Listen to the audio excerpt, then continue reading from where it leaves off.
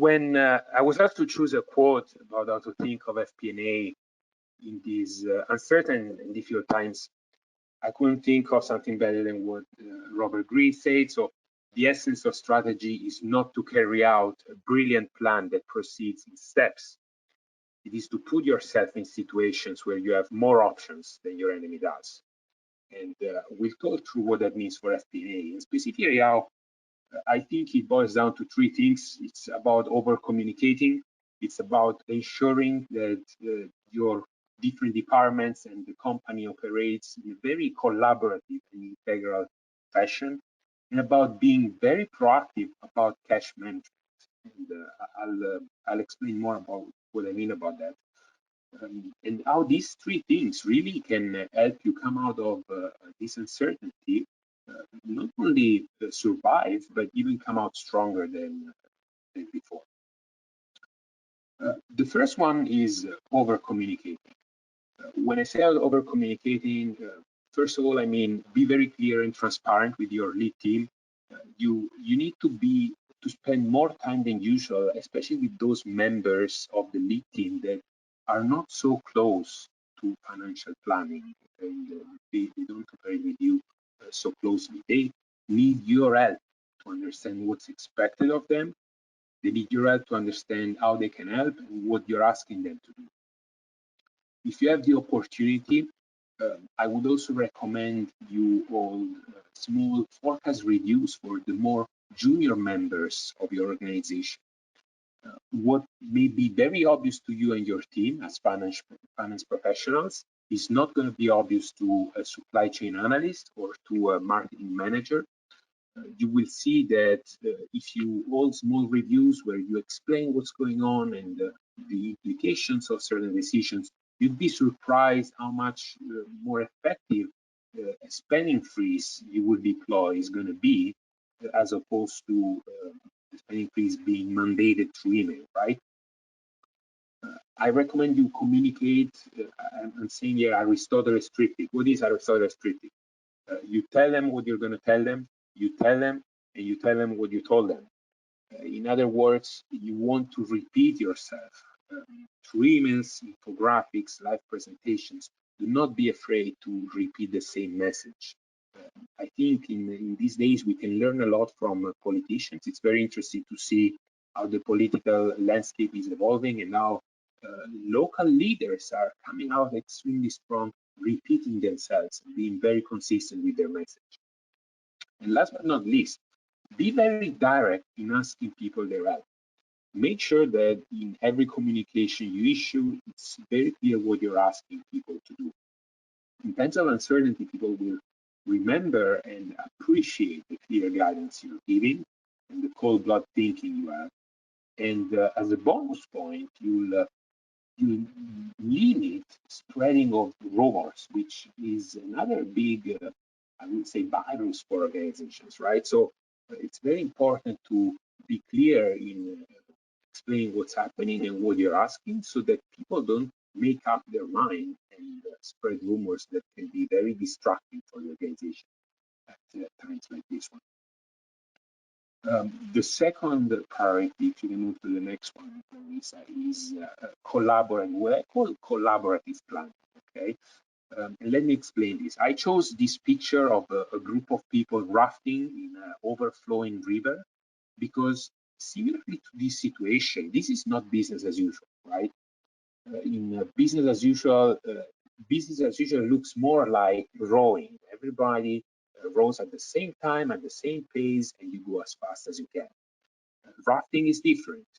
Every team member needs to paddle at the right time, at the right rhythm, and when you tell them to do so. And our roles as FP&A leaders is to be the raft master, to help people understand what they need to do. So that's what I mean. You need to be particularly cross-functional and multidimensional, looking at all sorts of options. Now more than ever, it's very important to reevaluate all those strategic choices. You know, there are no sacred cows.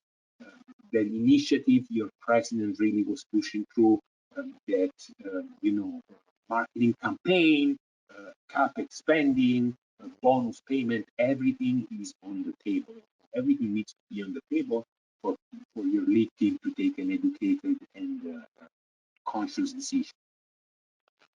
It's very important to shorten your time horizon, not because you don't want to look further, but because there is so much uncertainty. The most important thing is to survive the next 3 to 6 months. So make sure that you have a clear dates and gates approach. You're very clear and you spend a lot of time on what are the key variables to survive the next few months and what options they give you for the next 12 to 18 months. And as I say, don't leave any stone unturned. Be very collaborative, talk to all the functions, whether that is HR, the supply chain, everyone needs to be involved in a way that they are clear on what their role is and how they can help in specific case. The third priority I'm going to talk about is it's going to be obvious to many, but if you can move to the next one, Larissa, that is cash. But why do I want to put it out there? Because many of us work in big companies, big organizations, and while if you work in a division, you typically have full control over your P&L. Cash is something that is oftentimes managed at corporate level, right? There are only so many items you control in cash, but there are a lot of items that are outside of your control that have to do with your corporate structure, with dividend payments and things that are managed by corporate. What I mean here is you want to be very proactive. Don't wait for the forecast cycle to talk about cash. If your lead team, if your corporate team do not take the lead, take the lead yourself. Make sure that you are very proactive in bringing choices to the table, reassess your cash forecast, look at all the items that normally you would not prioritize.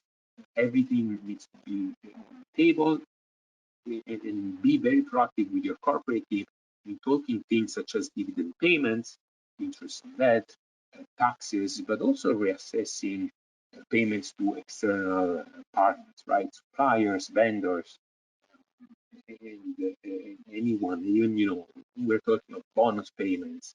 Everything needs to be on the table. We want to make sure that the company takes a decision based on the importance of the items and not on the urgency of the deadline. So that's what I'm saying. Be forthcoming, go to your corporate team as soon as possible with your worst case scenario and be like a startup.